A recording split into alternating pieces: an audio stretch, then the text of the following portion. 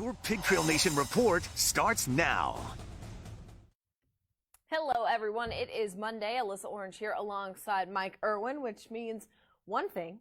It is time for Ask Mike. Now, of course, on this Monday, Mike, we talked about it this morning. We're waiting to hear what the NCAA Division I Council will do in terms of voting. They're voting right now. So if we get an answer while this is happening. This is in terms of giving athletes, whether the winter sport athletes get an extra year or just the spring sport athletes. Yep. And also who gets it if they give it. Is it just seniors? Is it everybody? Yep. A lot of implications there, and we still don't know the answer as we do this show. Yeah. But that should be known fairly shortly. Yep. So I'm going to step off. I'm actually going to go get my phone because I want to be on track. She wants to be on track. And make sure that if this gets announced so we can then discuss it while we're on the air here. So we do the show live, but then we also put it back up on the internet so you can view it later. So So got my phone here. As up to date as possible. And we're hoping they're 12 minutes in, I believe, to their vote. So hopefully soon we will hear the latest. And I know Kendall Rogers, who works for D1 Baseball, really on top of this. And hoping to have word. And if we do, we will let you know. So first and foremost, we are going to get started. Mike, first question of the day is from Parallax Pig. And he says, what do you think of idea being discussed of playing the college football season during the summer?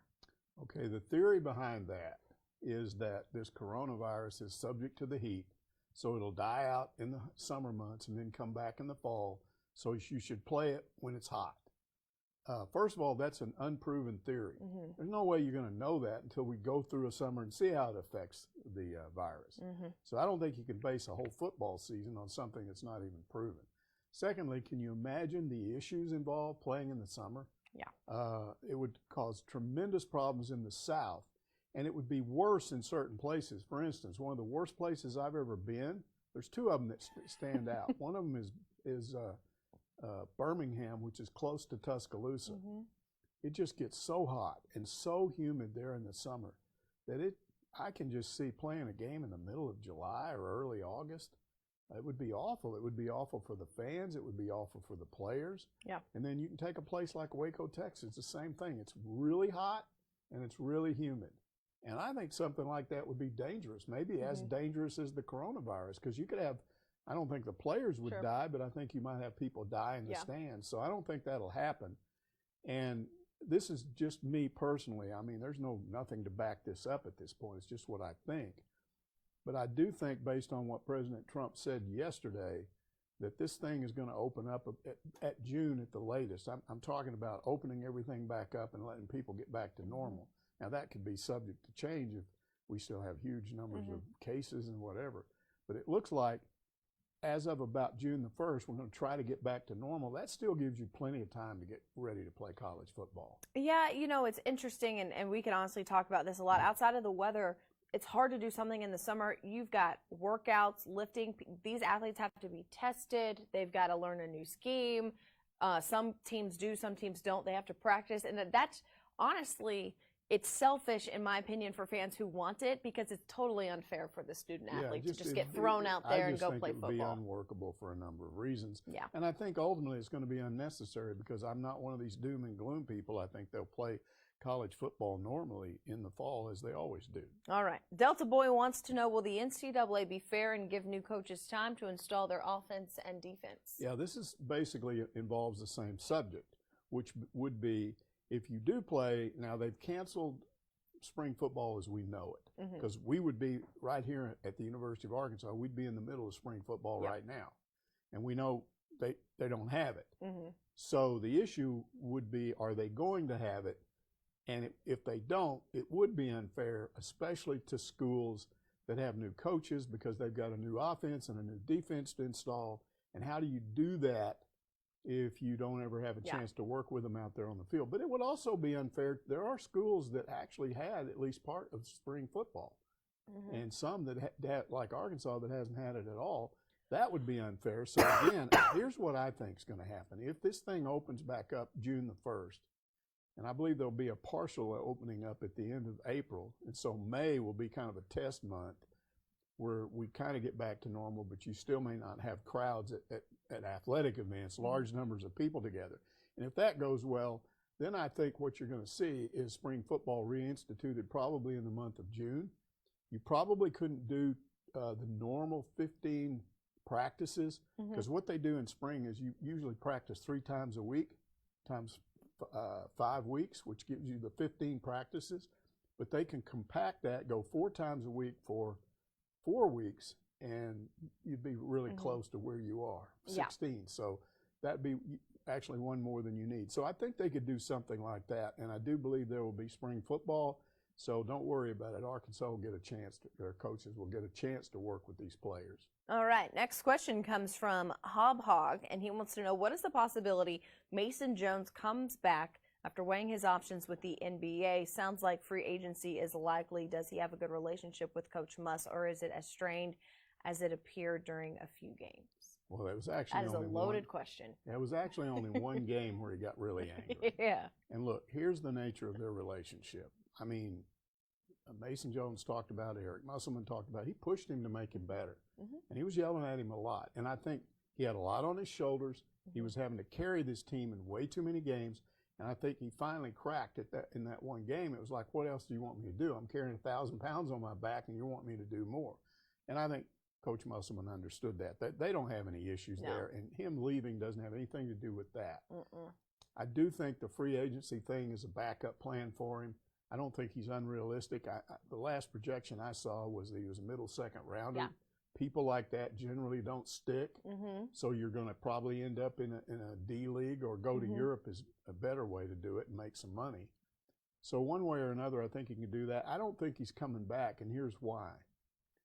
The unique nature of this team this past year, where they had almost no depth, and then they ended up with Isaiah Joe hurt for a 5-game stretch, and then they had a lack of height, which also translated to they didn't have a lot of guys that could score.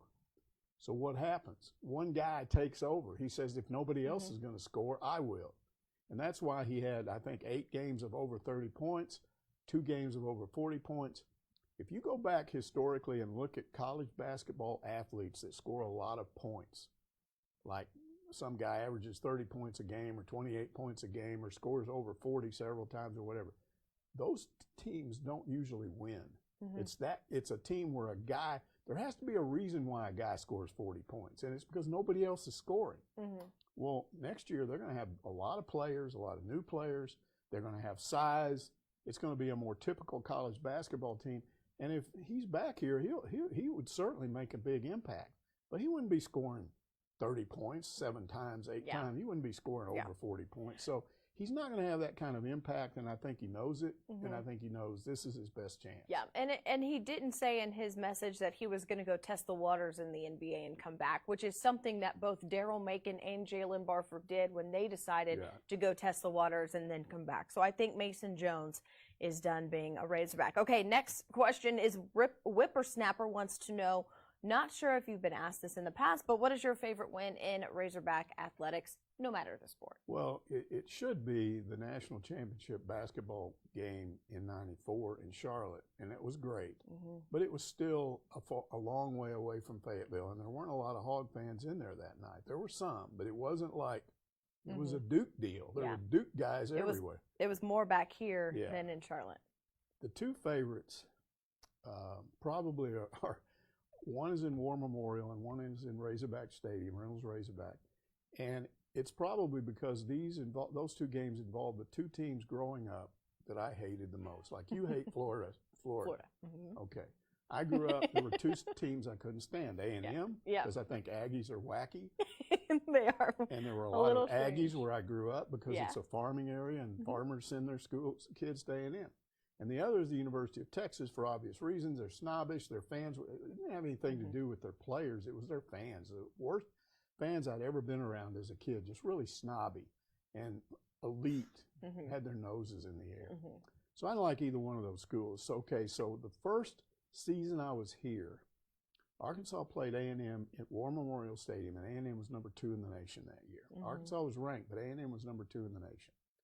And they had hoped to move up and win the national championship.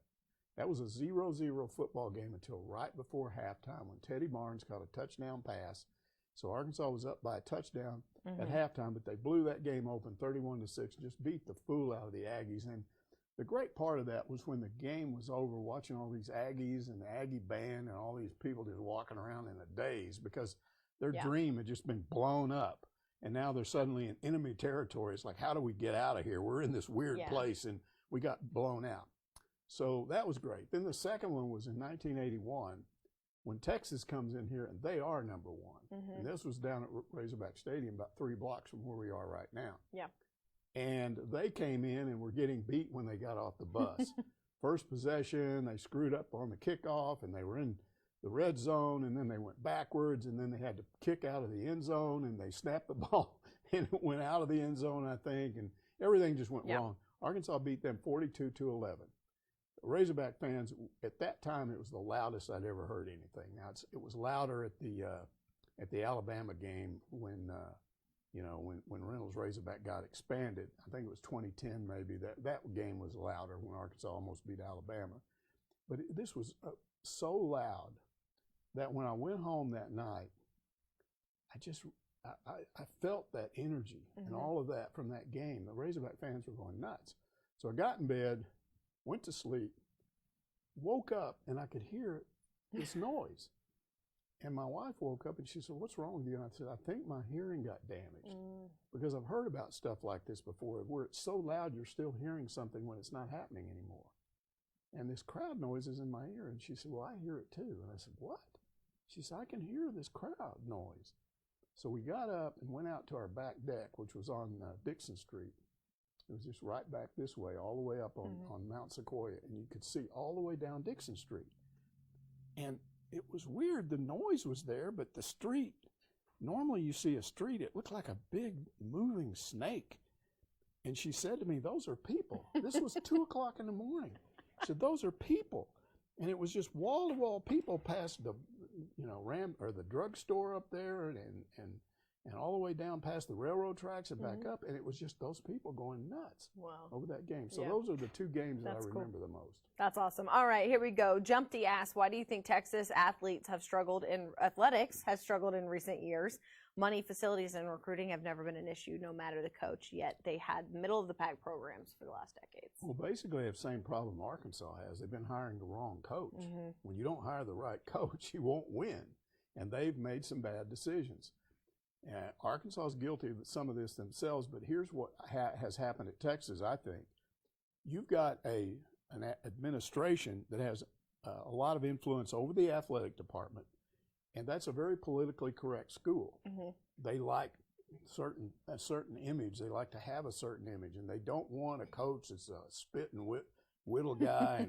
And they'd never have hired a Bear Bryant type. They want somebody that's polished and slick and is really good on TV and all that. Charlie Strong didn't fit that And they bill. have overlooked sometimes the coaching part of it. Yeah. I think they will sooner or later figure it out that they better get somebody that can coach rather than somebody that looks good on TV. But right now they are, and there are other factors. Look, it's tough in Texas because there are so many other schools there they have to compete with. I think A&M moving to the SEC hurt Texas because they're sucking a lot of players away from Texas because there's a lot of those kids in Texas that want to play in the SEC because they know it's the best conference in college football. Yeah. So it sucked a lot of those athletes away from them. So, they do have good recruiting, but maybe not as good as they used to. Yeah, absolutely. All right, here we go. Said 76, who is always up in these, always asking questions. Do you think our true rival, or who is our true rival in the SEC? We've been in the league almost 30 years and don't seem to have ever found anyone to replace Texas to fill that void. They tried to force Missouri on us, but most of us couldn't. He said could. That's one of my pet peeves. Couldn't care less about them. Some would say Auburn because of Gus and now Morris coaching there. To me, I would say A&M. The game always comes down to the wire, and we have all that Southwestern Conference history. Well, the difference, the answer is it's different for different people. There is no one rival like you could say years ago it was Texas. Yeah. Definitely A&M was the most natural. I'm sorry, LSU was the most natural rival. Because you had that day after Thanksgiving game, which set up really well. It was the only game on TV that day, and it really created this rivalry. And what makes a rivalry is you win some, they win some. You win even at their place, they win at your place. that kind of stuff went on for several years. And even in years in which Arkansas struggled, they always seemed to play well against A&M or LSU. I got A&M on the brain. Sure. So definitely that was a big natural rival, but that got blown up when the SEC wanted A&M so bad that they told A&M, and LSU wanted this too. They said, "Hey, that's a better day after Thanksgiving Day. Hey, Arkansas, come here, Jeff Long. Hey, we'll give you Missouri. That'll be a good. Let's create this battle line rivalry." And what it did was it kind of blew up the LSU game. Yeah. And then what it did is they've never been able to establish Missouri as a rival. There are some fans that say they are, but theoretically, Missouri should be a rival because it's the closest school to Arkansas's campus. And you just have to go a little ways up the road, and you're into Missouri. So there should be a little bit of this interaction, but there's not much. Yeah. And Razorback fans, even though Missouri has dominated them, Arkansas fans, most of them don't care. And that's what kind of confuses me. And again, we could talk about this forever. You've had so many athletes out of Fayetteville High School go to Missouri. There's the check mark. Sure. Missouri has beat you, like 4 times now? There's a check mark. I get that you might not care as fans, but maybe fans should start caring because right now Missouri has your number. Yeah, I don't think that it's not that they don't care that they're losing that game. I think they want to win that game just like they want to win any other game. It's just that they don't have the anger toward them that they have toward others. Sure. And it may be the fact that they haven't been playing them very long. I don't know. Because they played, that game used to be with South Carolina for years and years. Well, Kansas. Well, Missouri. Yes, Arkansas, in the SEC. Arkansas was playing South Carolina in that game. Yes. And so maybe it's that, but there are fans definitely in Central Arkansas that consider Ole Miss the rival, and that's real easy to figure out. Ole Miss is the closest SEC school to Central Arkansas. Then there's this whole Houston Nut went down there. We don't like that. I think that's kind of gone away. It's not a big deal anymore. But then this whole cheating thing really ignited a lot of Razorback fans. Like, you're sitting down there and cheating. You're not really any good. You just went past us.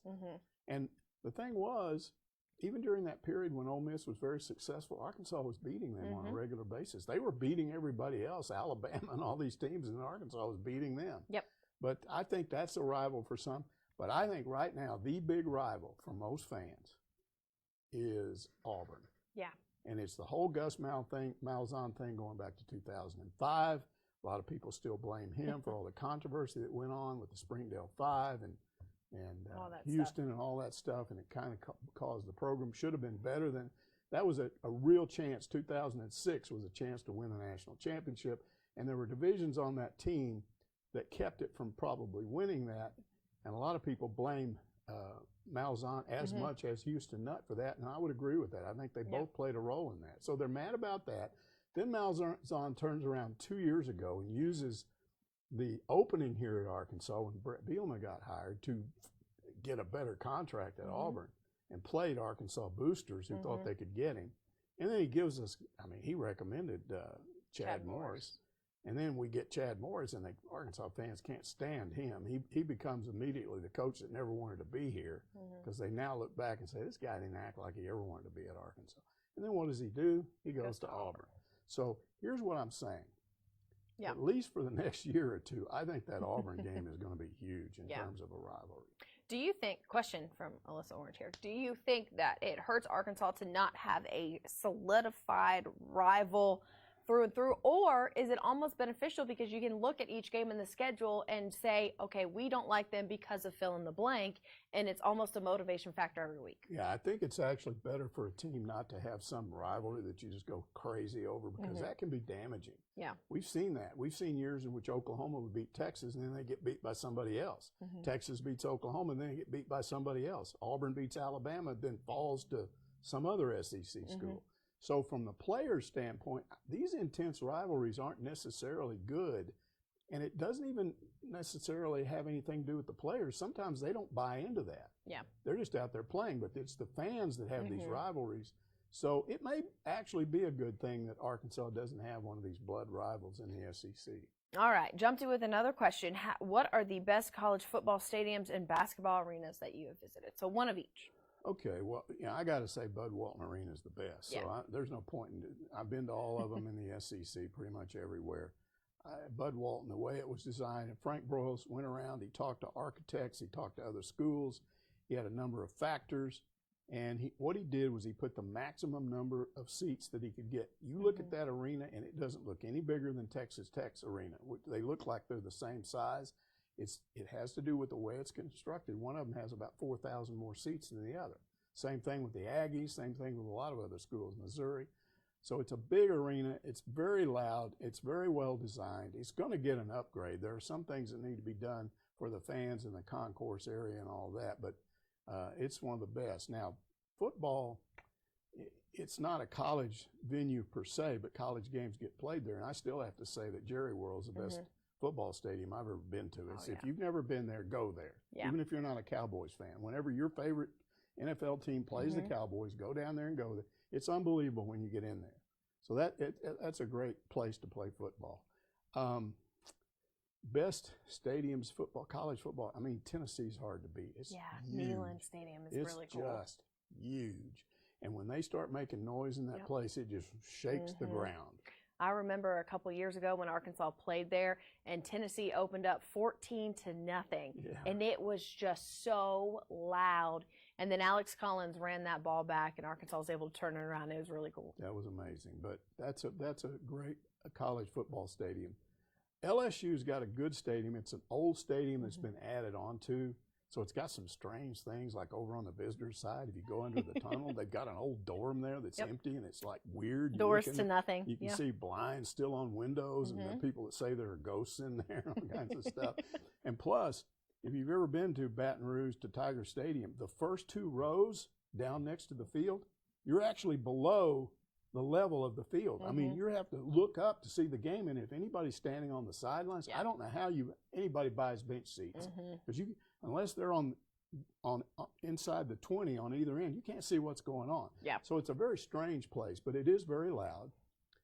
Razorback Stadium is okay. Am I the only one that's ever noticed that there's not one part of that stadium that looks like the other part? No, you're not. The north end zone looks nothing like the south end zone. Yeah. One's curved, one's square. One goes way up and has certain kind of sky boxes. The other has different kind of sky boxes. And it has that weird gap on one end. And then the home stands has a certain look to it. The other one has newer sky boxes, and it just all looks different. And then they have these weird things on the end now that are painted red, but it's more glass on the other end where people can go upstairs. Yeah, it's not very symmetrical.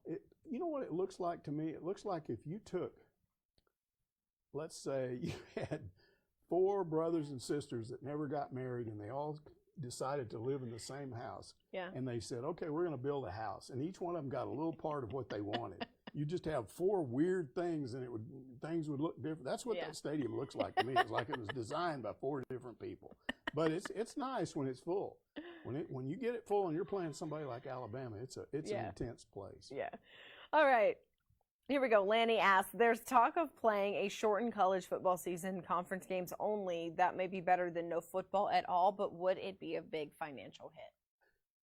It would be a financial hit, even for Power 5 schools like Arkansas, because you're still going to eliminate certain games. Non-conference games, you do get some revenue out of that. I think it would kill the mid-majors. You take a school like Southwest Louisiana or Alabama and Birmingham, there's schools like that everywhere, Missouri State.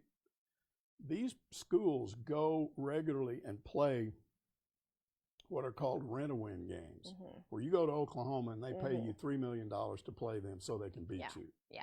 Okay, if you've got 4 non-conference games and you're getting $2.5 million each time, that's $10 million that you get off those games. If you only play conference games, those schools don't get that revenue. And I think it would cause a lot of these mid-majors to go under. And I don't think that's going to happen, but it would be a real financial hit to the mid-majors. All right, I got a question on Facebook, and we know the answer, but I just want his question answered. Lawrence wants to know, so will spring practice take place this month? I think with the president's directive of social distancing through April 30th, it's not happening. Not happening. Yep. I think what's going to happen here, keep an eye on Major League Baseball. Yeah. They are the next sport that has to make a decision. Whenever Major League Baseball says, yes, we're going to play, that's one sign. But if they say we're going to play but with no fans, then you look at that. But then the thing you have to look at is when do they allow fans into the stadium? And when that happens, then everything's back to normal. Yep. All right. Arkansas Redneck wants to know, coaches be heavily into video conferencing in order to stay in touch with their athletes while the social distancing guidelines are in place. Universities are doing that with students. Why should athletes be different? Well, they're not now as of today. But there was a directive once they broke all these schools up and said, this was at a time when most universities were also going to online classes. Yeah. And so what the SEC did in other conferences, they said, okay, your athletes have to scatter. They can go wherever they want. They can stay in town in an apartment or whatever, but they cannot use the athletic facilities. There was a period of about 2 to 3 weeks where they could not video conference. That, I think, was because they wanted to make sure they had some rules in place. They wanted to examine the issue, figure out what's allowed, what's not allowed. And I think they also wanted to make sure that each school was up to speed on how to do that. Those rules have now been put in place. There's just a few of them. Basically, what the SEC has decided is, yes, you can video conference with your players if you're a coach, but it can't be a physical workout in any way. You can't ask them to demonstrate something physical. It all has to be mental work. The part that is still puzzling to me is they limited it to 2 hours a week, not 2 hours a day, 2 hours a week. Now, if we didn't have any of this right now and we were going through spring football, you're under the 20-hour-a-week guidelines. You're not allowed to work these players more than 20 hours a week. Well, just because the COVID virus restrictions are in place for social distancing, if you're just talking about doing stuff over a video conference on a phone, I don't see that 3 hours, 4 hours, as long as you don't work them longer than you normally would, I don't understand what that's all about. Yeah, that's interesting. And I'm hoping they will relax that, because that is one way these players can stay at least up to speed mentally with what they're being asked to do. And with regard to another question we got to ask, it's especially important to schools that have new coaches and are installing new systems. Yeah. All right. Bama Hog in Bama asked, you posted 5 names on Twitter, the top 5 Razorbacks you've enjoyed interviewing and talking to. Explained why you named those 5. I know you know that list, but there is your number 1 through 5. First of all, let me say that all of these guys are good athletes. Some of them probably considered better than others, but they're all really good athletes. But that didn't have anything to do with the list. It had to do with what you know and I know is what it's like to go interview that person, then talk to them when the interview's over, spend time around them, people that you would like whether they were Razorbacks or not. Gotcha. Okay. So the first guy on the list is Joe Ferguson. He's your favorite. I never was around Joe as a player, only when he was a quarterback's coach under Houston Nutt. Okay. But I liked him when he was a player. I was in college at that time at North Texas State. He and I are about the same age. So he's playing for Arkansas. I'm just going to school in Texas. But I always watched him on TV. He's the best quarterback Arkansas has ever had in the NFL. But he didn't really have a great career at Arkansas, because that came at a time when Arkansas was, Frank Broyles would always go back and forth between throwing the ball and running the ball. And he entered one of his phases where he was considered, you got to have a running quarterback. So Joe ended his career at Arkansas on the bench. He was benched for another quarterback. The thing that I like about Joe Ferguson, he's probably closer to my personality than anybody I've ever come in contact with over there. Now, we're nothing alike athletically. You know, I'm not comparing myself to him as an athlete. We are just alike as people. He's a very conservative guy. He believes very much in self-responsibility. He's tough. He was tough on his players, and he clashed with Houston Nutt because he wanted to be harder on his quarterbacks than I think Nutt wanted him to be. But I always liked him, and I enjoy talking to him to this day. Anthony Lucas. He is the most polite person I've ever met in my life. I like polite people. I'm not very polite myself, but I do admire people that are polite. He always talked about his mother. Whenever we were around him, he was always talking about his mother in Louisiana. And he always called me Mr. Irwin. And one day I said to him, you know, I've been around you a lot. I said, you don't need to call me Mr. Irwin. My name's Mike. And he said, oh, I can never call you Mike. You're Mr. Irwin. And I said, why? And he said, because my mother always taught me to respect my elders. And I said, well, your mother's nowhere near here. She's like 250 miles away in Louisiana. She won't know. And he said, my mother is always with me. And I thought that was really cool. He's a great guy. He was a really good athlete, but a super, super human being. Chris Beckett, a lot of fans may not even remember him because he had older brothers that were more famous as Razorback athletes. He was an offensive lineman, I think during the Holtz era.